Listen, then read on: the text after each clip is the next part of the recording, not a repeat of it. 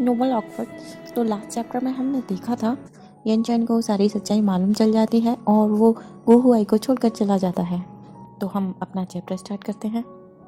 चेंगमू यीमू को छोड़कर आ गया था और उसको उस मेल को देखकर बहुत ही गुस्सा आ रहा था, मगर वो कुछ कर नहीं सकता था।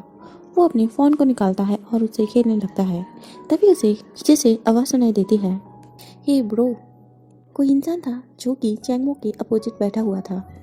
चेंगमू साइड में देखता है और चौंक जाता है और उसे पता चलता है कि वो जियांग यांग है। जियांग यांग बोलता है, क्या हुआ? और वो चेंगमू के पास आता है और बोलता है, तुम इतने उदास क्यों दिख रहे हो? चेंगमो नूडल्स खा रहा होता है और वो अपने खाने पर ही ध्यान देता है। वो चेंगमो की ओर नहीं देखता। यांग यांग बोलता है, क्या तुमने ये पूरा कटोरा अपने आंसुओं से भरा है? चेंगमो यांग यांग की ओर देखता है और उससे बोलता है, आखिर में तुम्हें हुआ क्या है? तुम इतनी बकवास क्यों कर रहे हो? यांग यांग अपनी आंखों को पोंछने लगता है और उसकी आंखों में आंसू थे और वो बोलता है, मैंने अपने प्यार को खो दिया। चेंगमो अपनी आंखें छोटी करता है और यांग यांग की ओर देखने लगता है। उसका फेस बिल्कुल भी अच्छा नहीं दिख रहा था। मुझे समझ नहीं आ रहा मैं अब कैसे बोलूँ कि मैं रिलेशनशिप के मामले में अच्छा हूँ। मैं तो हमेशा यही कहता था ना। यांग यांग की आंखें सूजी हुई थी और लाल पड़ रही थी और वो कहता है, मेरा रिश्ता बहुत ही अच्छा था, लेकिन उस लड़की का सिर्फ मुझसे ही रिश्ता अच्छा नहीं था, उसका रिश्ता औरों से भी अच्छा था। कुछ समय पहले मुझे लगता था कि वो मुझे ही पसंद करती है, मगर जब मैं उसके घर गया तो मैंने पाया कि वो सिर्फ मुझे ही नहीं, उसकी लाइफ में और भी लोग हैं जिनको वो पसंद करती है। उसने मुझे चीट किया है। चेंगमो सोच में पड़ जाता है और बोलता है, तो अब तुम क्या करने जा रहे हो? यांग यांग गहरी सांस लेता है और बोलता है, भला अब मैं क्या कर सकता हूँ? अब मैं उसे दोबारा तो प्यार नहीं कर सकता, लेकिन मैं उसे ब्रेकअप ही कर सकता हूँ। चेंगमो अपना खाना कंटिन्यू करता है। सुयंग यंग बोलता है, अच्छा ठीक है, मेरे बिजनेस के बारे में बात नहीं करते हैं, वो तो बेकार की बात है, तुम अपने बारे में बताओ। चेंगमो अपना सर नीचे झुकाता है और खाना खाते हुए बोलता है, मुझे क्या हुआ है? सुयंग यांग चेंगमो की ओर देखता है और बोलता है, ठीक है, लोगों को पागल बनाना छोड़ो और बताओ, क्या तुम्हारा रिश्ता उस यीमू के साथ में बुरा नहीं था? कुछ टाइम पहले तुम उसे झगड़ रहे थे, तो अब सब कुछ कैसा चल रहा है? चेंगमो अपनी आंखें नीचे झुका लेता है और कोई भी जवाब नहीं देता। यू यांग यांग अपनी आंखें उठाता है और बोलता है, चलो भी, अब बता भी दो, इसमें ऐसा छुपाने वाला कुछ भी नहीं है, और वैसे भी भाइयों से कुछ भी छुपाया नहीं जाता। चेंगमो कुछ भी नहीं बोलता, वो बस खाना खा रहा होता है। उसके बालों ने उसके माथे को घेरा हुआ था, जिससे कि उसके एक्सप्रेशन को देखना बहुत ही मुश्किल था। सुयंग यांग बोलता है, देखो तुम कितने दुखी हो, तुम्हें देखकर ही पता चल रहा है। मैं तुम्हें ऐसे नहीं देख सकता। मैं कुछ लोगों को इकट्ठा करूँगा और उस यीमू को सबक सिखाऊंगा और उसे उस हाल में छोड़ूंगा कि वो तुमसे फाइट करने के लायक ही नहीं रहेगा। चेंगमो चौंक जाता है और वो अचानक से बोलता है, तुम्हें कुछ भी बकवास करने की ज़रूरत नहीं है। सुयंग यांग अपनी आंखों को घुमाता है और बोलता है, तुम अभी भी ऐसे लोगों की परवाह करते हो? चेंगमो गुस्से में बोलता है, मेरे लिए परेशानी खड़ी मत करो। सुयंग यांग को कुछ भी समझ में नहीं आता और वो बोलता है, आखिर में तुम्हारी परेशानी क्या है? तुम इतने दुखी क्यों हो? अगर तुम दुखी हो तो मुझे बताओ, मैं तुम्हारी मदद करूँगा। चेंगमो उसकी ओर देखता है। वो कुछ बोलना चाहता था, मगर लास्ट में वो कुछ नहीं बोल पाता और वो अपना मुंह बंद कर लेता है। शू यांग यांग बोलता है, चलो भी, मैं जानता हूँ कि तुम परेशान हो, मैं सब कुछ अकेले ही संभाल लूँगा और तुम्हें इसमें पढ़ने की बिल्कुल भी ज़रूरत नहीं है। क्या ये मेरी लॉयल्टी नहीं दिखाता तुम्हें? चेंगमो गुस्से से जियांग यांग की ओर देखता है और बोलता है, तुम उसको छूने की कोशिश भी मत करना, अगर तुमने उसको छुआ तो। जियांग यांग सरप्राइज हो जाता है और वो बोलता है, तुम ये सब आखिर में क्यों कर रहे हो? चेंगमो गुस्से से टेबल से उठता है और बिल देता है और जाते हुए कोल्डली बोलता है, क्योंकि मैं उसे पसंद करता हूँ। जियांग यांग को कुछ भी समझ नहीं आता और वो सोच में पड़ जाता है और वो बहुत देर तक कुछ भी बोल नहीं पाता। बहुत देर बाद वो बोलता है, आखिर में तुम कहना क्या चाहते हो? खुलकर कहो। चेंगमो एक्सप्रेशनलेसली बोलता है, मैंने कहा मैं उसे पसंद करता हूँ। जियांग यांग इस बात को जाने नहीं दे सकता। वो चेंगमो की ओर देखता है और उससे बोलता है, नहीं, तुम तो गे लोगों से नफरत करते थे ना? नहीं, तुम तो सबसे ज़्यादा नफरत गे लोगों से ही करते थे ना? चैंग मो जियांग यांग की ओर देखता है और उससे बोलता है, ये सब पुरानी बातें हैं। जियांग यांग बोलता है, हाँ तो फिर भी तुम एक आदमी को तो पसंद नहीं कर सकते। चैंग मो उसकी बातों को इग्नोर करता है और बैग उठाता है और आगे की ओर बढ़ने लगता है। जियांग यांग उसको फॉलो करता है और जाते हुए पूछता है, नहीं तुम मुझे बताओ, क्या उस इंसान ने तुम्हारे साथ में कोई घटिया हरकत की है या उसने कोई ट्रिक प्ले की है तुम्हारे साथ में। चैंग मो को ये सुनकर गुस्सा आता है और वो जियांग यांग की ओर गुस्से से देखता है। जियांग यांग उस पर ध्यान नहीं देता और वो उसकी ओर देखते हुए बोलता है, चलो भी अब जल्दी बताओ, ये सब क्यों आखिर में। चैंग मो बहुत देर तक सोच में पड़ जाता है और वो थोड़ी देर बाद धीमे से जवाब देता है, ये सब बहुत पहले की बात है। मैंने जितना भी उसके साथ में समय गुजारा है, मैंने उसको पाया है कि वो उतना ही अच्छा है और मैं उसको पसंद करता हूँ। उसने मेरी हमेशा ही मदद की है। मैं चाहता हूँ मैं जब भी परेशान हूँ वो मेरे साथ में हो और मुझे इससे फ़र्क नहीं पड़ता कि वो इंसान एक आदमी है या कोई और, जब तक कि वो यीमू है मुझे वो पसंद है। ये कहकर वो अपनी बातें ख़त्म करता है और जियांग यांग सोच में पड़ जाता है। चैंग मो टैक्सी लेता है और वो वहाँ से चला जाता है। जियांग यांग वहाँ पर अकेला ही खड़ा रह जाता है। वो अभी भी सोच रहा था, उसे कुछ भी समझ नहीं आता। वो अभी भी गहरी सोच में पड़ा हुआ था और उसे कुछ भी समझ नहीं आ रहा था। ये मुंह अपने फ़ोन को बंद करता है। वो बहुत ही थक चुका था। वो करवट लेता है और सबकॉन्शियसली अपने आप को सोने के लिए फोर्स करता है। बहुत ही रात हो चुकी थी और बहुत ही शांति थी। अचानक से उसे किसी के आने की आवाज़ सुनाई देती है और वो दरवाजे की ओर देखने लगता है। उसे लगता है शायद चैंग मो है, मगर वो देखता है कि सामने एक हैंडसम सा इंसान खड़ा है और वो उसकी ओर घूरने लगता है। वो इंसान यंचन था। यीमू के एक्सप्रेशन कुछ अच्छे नहीं थे। वो यंचन की ओर देखता है और उससे बोलता है, क्या कुछ हुआ है? तुम यहाँ क्या कर रहे हो? यीमू शॉक हो गया था क्योंकि उसने यंचन का यहाँ होना एक्सपेक्ट नहीं किया था। यंचन कोई भी रिस्पॉन्स नहीं देता और वो आकर यीमू की साइड वाली टेबल पर बैठ जाता है। यीमू उसके स्टाइल को जानता था। वो अपनी जगह से हिलता है और पानी की बोतल उठाता है और यंचन के सामने रख देता है। पूरे रूम में शांति थी। थोड़ी देर बाद यंचन अपना सिर उठाता है और यीमू की ओर देखते हुए बोलता है, क्या फैमिली में से कोई भी नहीं आया तुम्हारे साथ में? यीमू के एक्सप्रेशन चेंज नहीं होते। वो कोल्डली बोलता है, आज बहुत ही रात हो चुकी थी, इस वजह से मैंने किसी को इन्फॉर्म नहीं किया है। यंचन ज़्यादा कुछ नहीं बोलता। वो सिर्फ बोलता है यंचन आज अपना कोट लाना भूल गया था। कोई भी उसे देखकर बता सकता था कि वो आज बहुत ही अजीब हरकतें कर रहा है। यीमू भी ये जानता था कि इसके साथ में कुछ तो अजीब है, मगर यीमू को जानने में कोई भी इंटरेस्ट नहीं था। वो बस खिड़की से बाहर देखता रहता है और यंचन पर बिल्कुल भी ध्यान नहीं देता।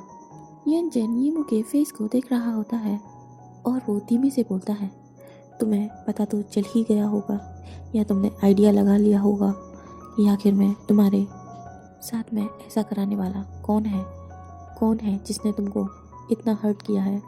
यीमू यंचन की ओर देखता है और बोलता है, अच्छा तो तुम उसकी तरफ से मुझे समझाने आए हो?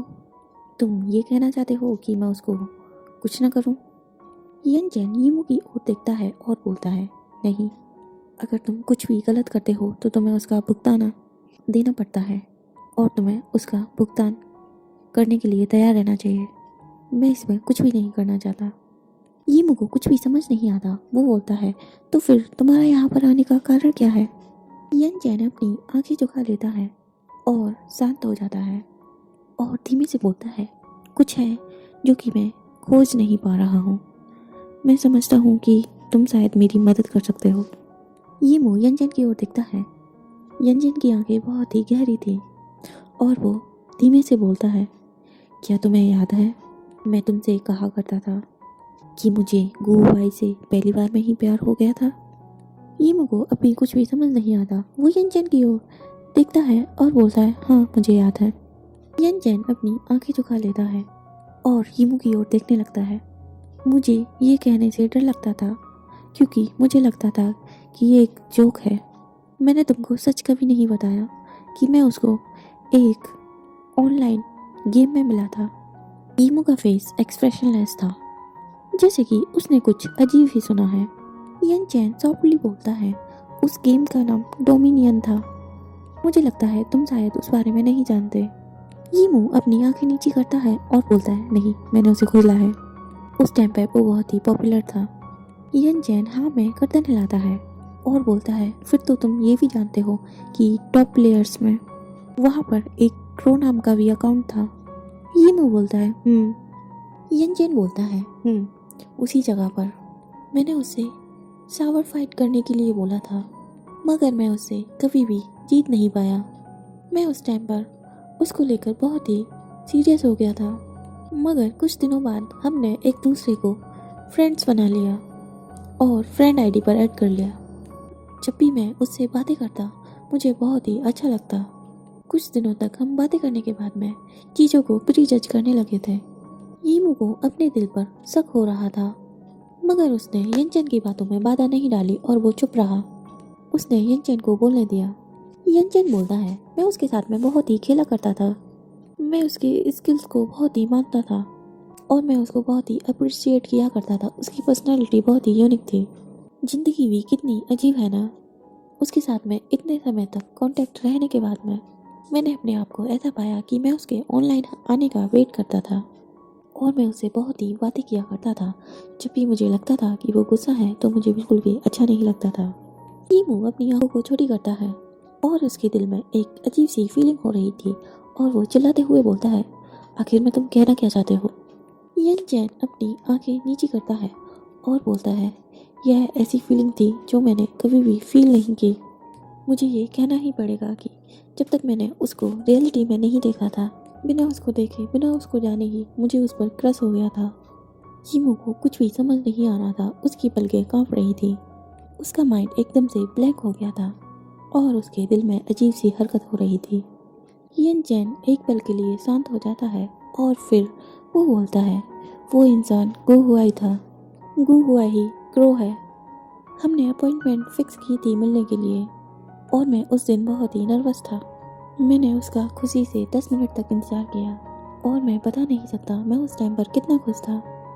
ईमू ने जैसे ही ये बात सुनी उसका दिल धड़कने लगा और उसकी आंखें गहरी हो गईं और उसके दिमाग में एक ही शब्द चलने लगा, ऑब्सेस्ड, और वो अजीब तरह से हंसने लगा। चैन ने ये बात बिल्कुल भी नोटिस नहीं की। वो अपने सर पर हाथ रखता है। उसके सर में दर्द हो रहा था और वो बोलता है, इसी बात के दबाव में आकर शुरुआत से ही मैंने गुहुआई का साथ दिया और जब भी ज़रूरत पड़ी मैंने किसी को भी नुकसान पहुंचाया और उसको ही हमेशा फर्स्ट नंबर पर रखा। इवन आज जब तुम्हें चोट लग गई थी तो भी मैंने उसका साथ दिया और उसको मेडिकल रूम ले गया और उसका इलाज कराया और उसको कंपनी दी। मगर जब मुझे पता चला कि उसने मुझसे झूठ बोला है, मैं बहुत ही हेजिटेट था, जैसे कि सब कुछ बदल चुका है और बहुत कुछ छूट चुका है और ऐसा लग रहा था कि जितनी भी मेरी फीलिंग्स थी सारी चली गई हैं। ईमू बहुत देर से चुप था। थोड़ी देर बाद वो सोचता है और इंडिफरेंटली बोलता है, तो ठीक है, मैं तुम्हें इसका आंसर देता हूँ। यन चैन चौंक जाता है और ईमू की ओर देखने लगता है और बोलता है, मुझे बताओ, आखिरकार किसी से प्यार करना क्या होता है? ईमू यन चैन की ओर इंडिफरेंटली देखता है और सरकास्टिकली हंसते हुए बोलता है, मुझे नहीं पता। 8 साल से मैं तुम्हारा पीछा कर रहा था, मगर मैं अब अच्छे से सोच पाता हूँ। ऐसा लगता है कि तुम्हारा पीछा करना मेरे लिए एक जोक था। यन चैन समझ नहीं पा रहा था आखिर में यीमू कहना क्या चाहता है और वो बोलता है, जोक? यीमू यन चैन की ओर देखता है और बोलता है, जाओ हान, यही है ना? यन चैन चौंक जाता है और अपने फेस को शांत करता है और बोलता है, तुम उसके अकाउंट के नेम को कैसे जानते हो? यीमू यन चैन की ओर ब्लैंकली देखता है और बोलता है, तुम खुद ही सोचो। यन चैन यीमू की ओर देखता है और कोल्डली बोलता है, तुम्हारा मतलब क्या है? यीमू अपने तकिए के नीचे से मोबाइल को निकालता है और वो चेंगमो का इनबॉक्स ऑन करता है और स्क्रीन की ओर देखने लगता है और एक टेक्स्ट एडिट करता है जिसमें वो लिखता है, तुम कहाँ हो? थोड़ी देर बाद वो नोटिस करता है कि सामने वाला इंसान उसी की ओर देख रहा है। वो यनचैन की ओर देखता है और उससे बोलता है, अगर तुम्हें कुछ और काम नहीं है तो बहुत लेट हो रहा है, तुम्हें जाना चाहिए।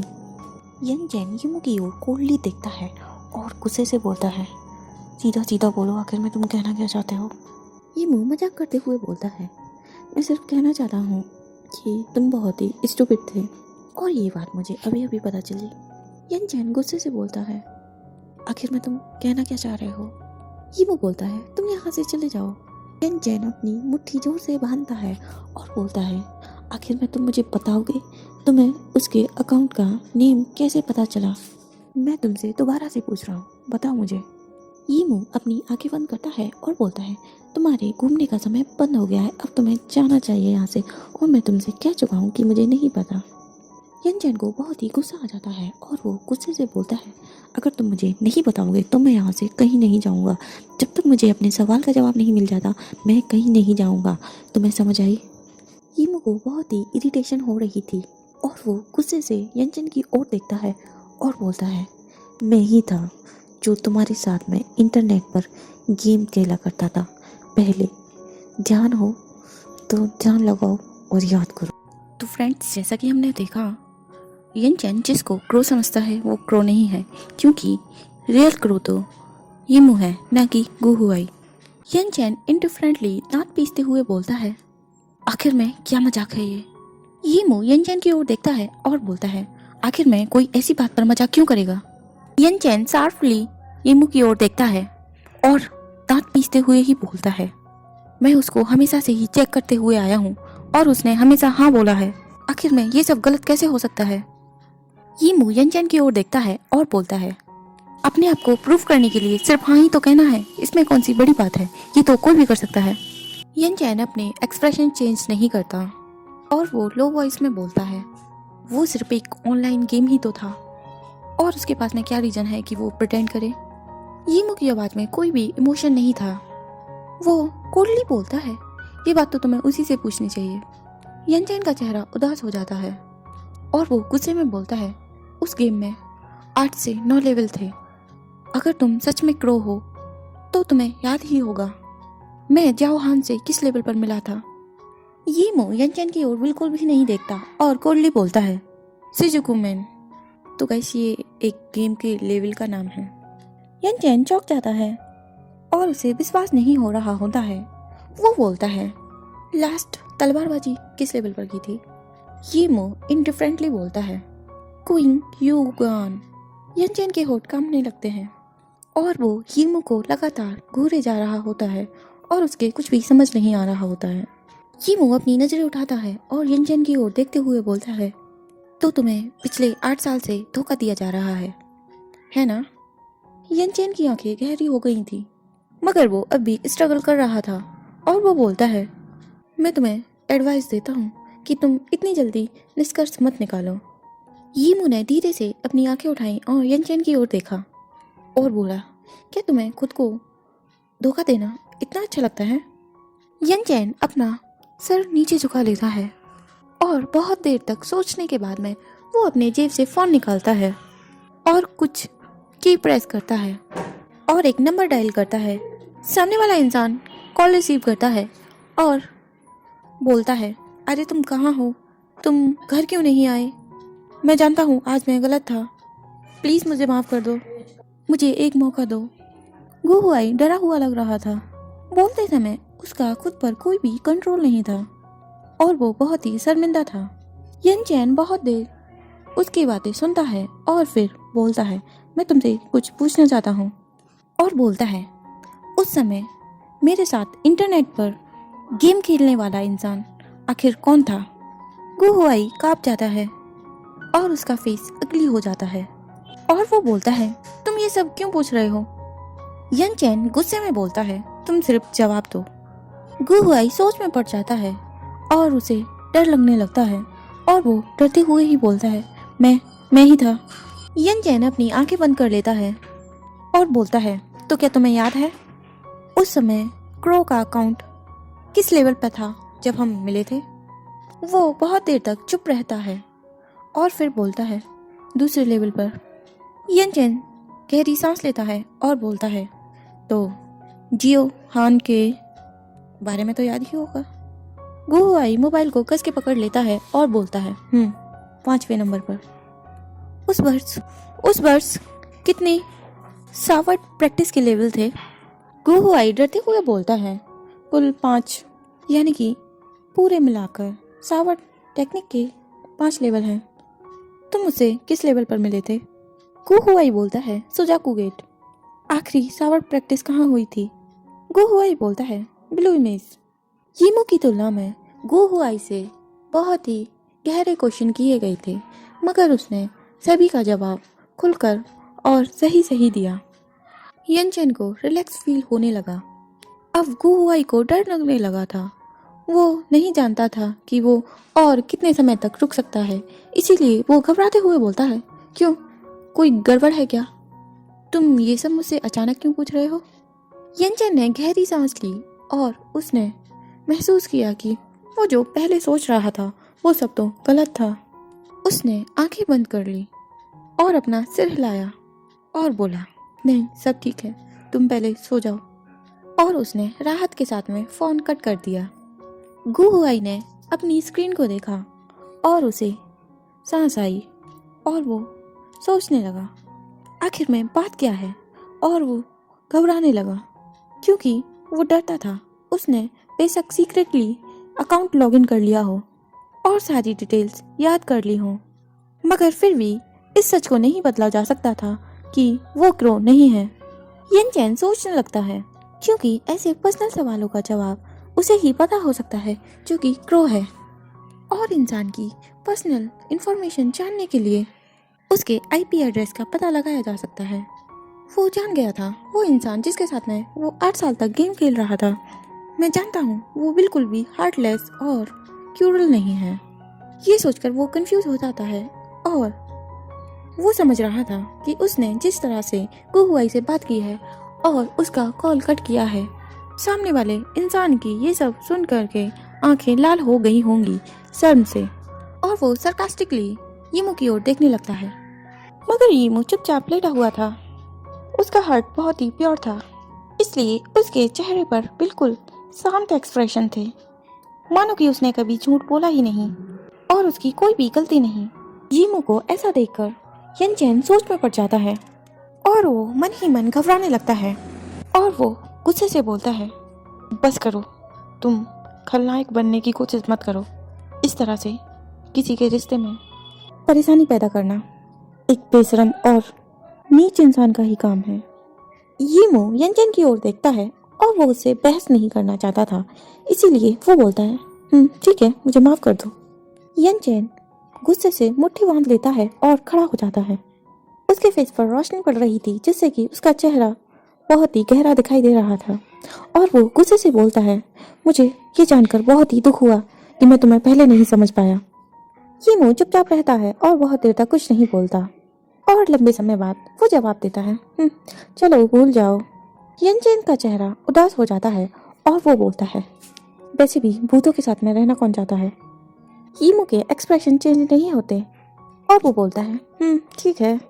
वो दोनों एक दूसरे से बातें नहीं कर रहे थे। कमरे का माहौल बहुत ही शांत था, जिससे लोगों की सांस लेने की आवाज भी सुनी जा सकती है। किसी कारणवश यनचेन की दिल में अभी भी बेचैनी थी। वो समझ नहीं पा रहा था, इसीलिए वो खड़ा होता है, दरवाजा खोलता है और वहां से चला जाता है। यीमो उसको जाते हुए देखता है और वो बहुत ही उदास महसूस कर रहा था, और वो मन ही मन सोचने लगता है, जिस इंसान से उसने इतने सालों तक प्यार किया था, आखिर में वो इतना स्टूपिड और बेतुका इंसान है। यनचेन बहुत ही घमंडी, स्वार्थी और मूर्ख इंसान है। पास्ट में वो क्रो के अकाउंट को लॉगिन किया करता था। यीमो चाहता तो अभी भी ऐसा करके दिखा सकता था, मगर वो अब इस चीज को इतना सीरियसली नहीं लेता और उसे ये सब एक जोक ही लगता है। शायद इसीलिए उसे अब कोई फर्क नहीं पड़ता, क्योंकि उसने उसका पीछा करना छोड़ दिया है और वो अपनी जिंदगी में बहुत ही खुश और शांत है। वो सोचने लगता है जैसे कि कुछ हुआ ही नहीं।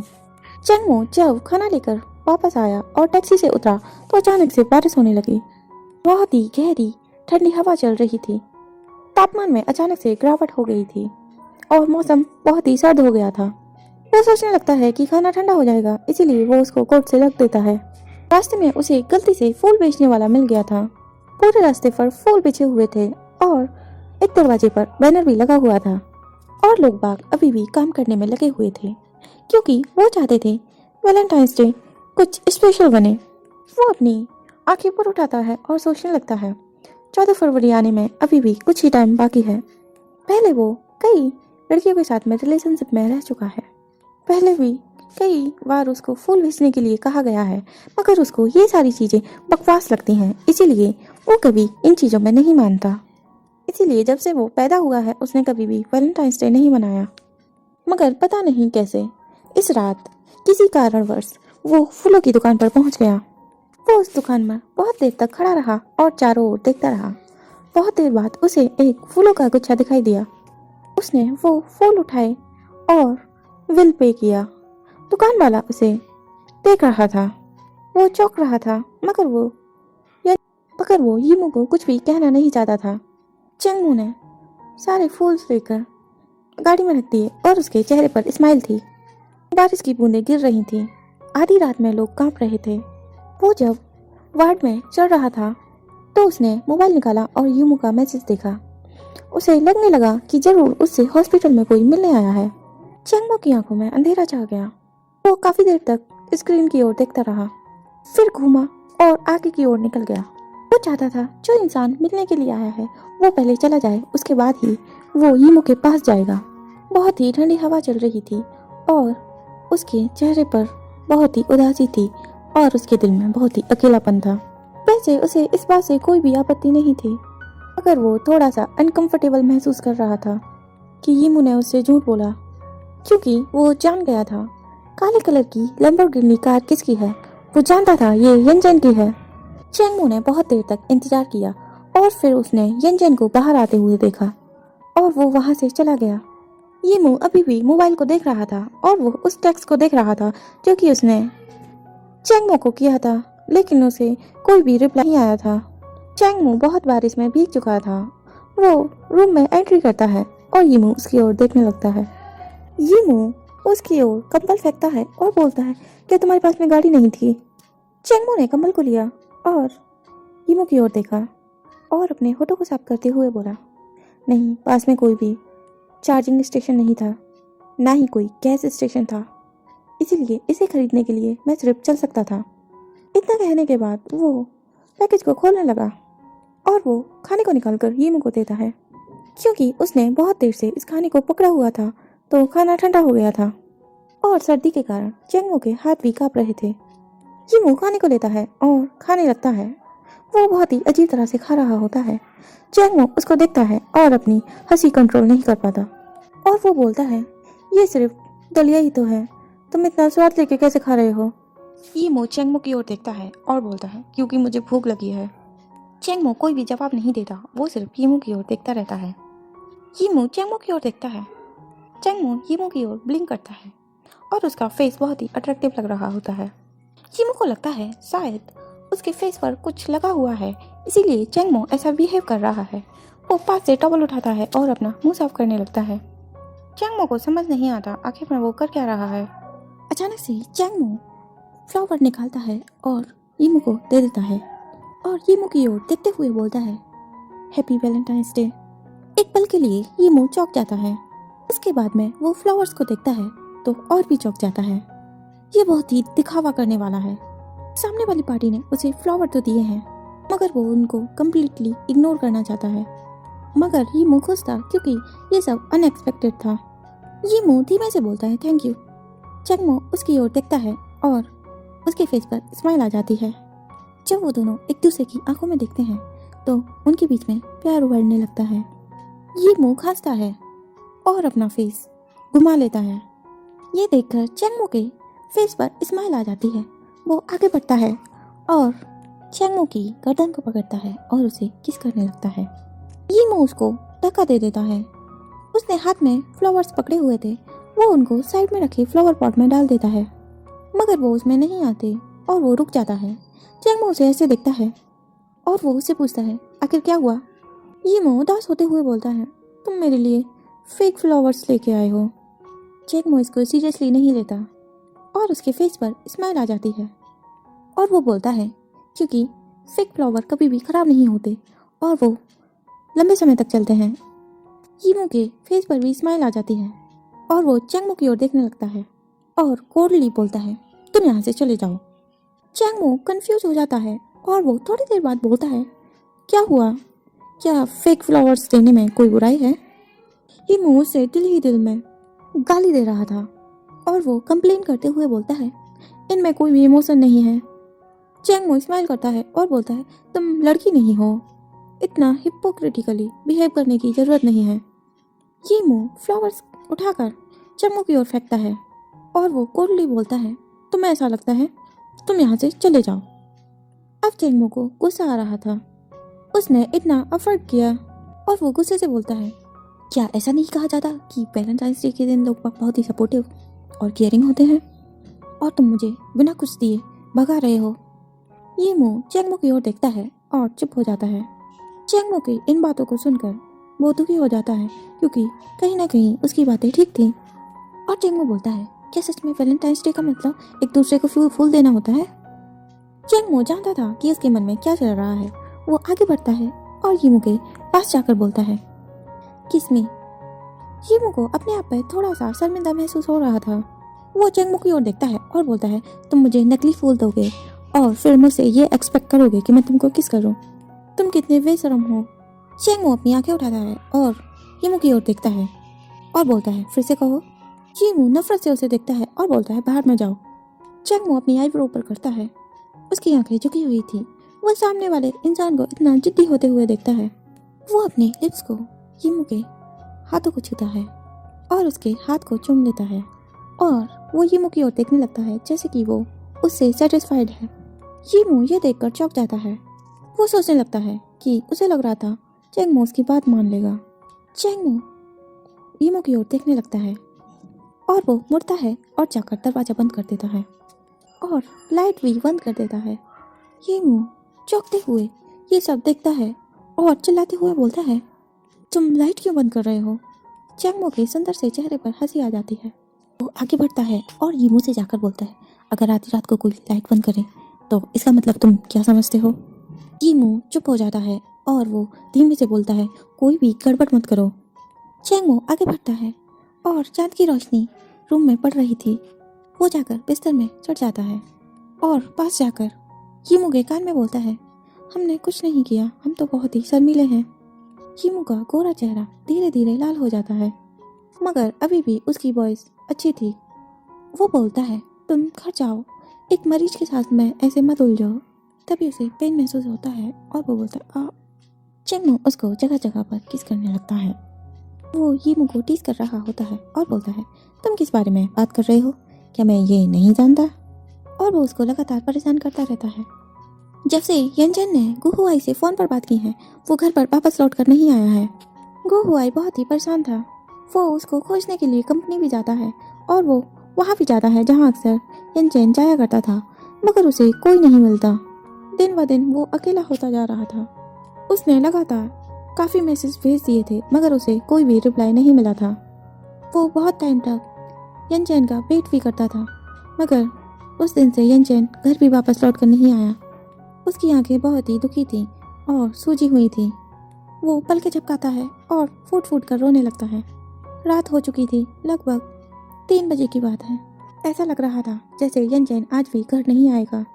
वो अपने थके हुए चेहरे को पोंछता है और आगे की ओर झुकता है और यंजन का नंबर लगाता है और सामने से आवाज़ आती है, माफ़ करें, आप जिस इंसान को कॉल कर रहे हैं उन्होंने अपना फ़ोन बंद कर रखा है, कृपया दोबारा से कोशिश करें। उसने अपनी पलकें नीची कर ली। उसे समझ नहीं आ रहा था कि वो अब क्या करे। पिछले कुछ दिनों से गुहुआई ऐसे ही समय बिता रहा था। कब दिन हो जाता है, कब रात हो जाती है, उसे समझ ही नहीं आता। गुहुआई बहुत ही चिड़चिड़ापन महसूस कर रहा था। वो सोचने लगा कि जब तक उसने सॉन्ग से हाथ नहीं मिलाया था और उसने 2 नंबर के काम करना शुरू नहीं किया था, तब तक उसकी लाइफ कितनी अच्छी थी। मगर अब वो अगर इस बारे में सोचता है तो सब कुछ बिखर चुका है। वो सामान को इधर उधर फेंकने लगता है और यीमू को कोसने लगता है। यीमू, धिक्कार है तुम पर, लानत है तुम पर। वो गुस्से से भरा हुआ था।